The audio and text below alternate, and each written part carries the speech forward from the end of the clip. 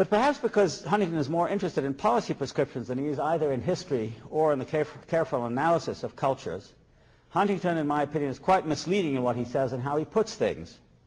A great deal of his argument, first of all, depends on second and third-hand opinion that scants the enormous advances in our concrete understanding and theoretical understanding of how cultures work, how they change, and how they can best be grasped or apprehended.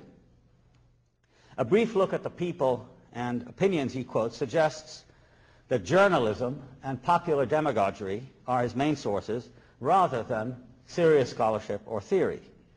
When you draw on tendentious publicists and scholars, you already prejudice the argument in favor of conflict and polemic rather than in favor of true understanding and the kind of cooperation between peoples that our planet needs.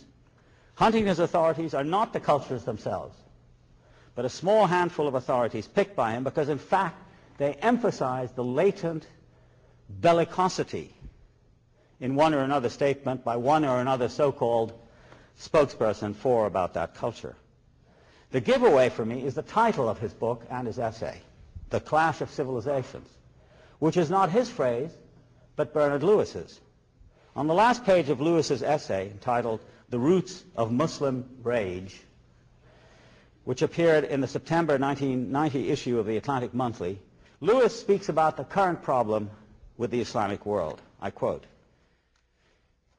this is incredible stuff. It should by now be clear, Lewis says, that we are facing a mood and a movement in Islam far transcending the level of issues and policies and the governments that pursue them.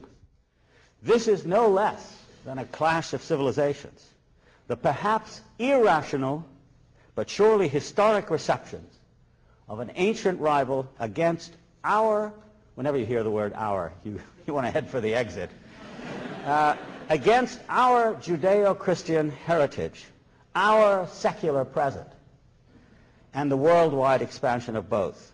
It is crucially important that we, on our side, should not be provoked into an equally historic but also equally irrational reaction against that rival. In other words, we shouldn't be as crazy as they are. And of course, Lewis is very much listened to at the Council of Foreign Relations, the New York Review of Books, and so on and so forth. But few people today with any sense would want to volunteer such sweeping characterizations as the ones advanced by Lewis about a billion Muslims scattered through 5 continents, dozens of differing languages and traditions and histories. Of them all, Lewis says that they are all enraged at Western modernity, as if a billion people were really only one person, and Western civilization was no more complicated a matter than a simple declarative sentence.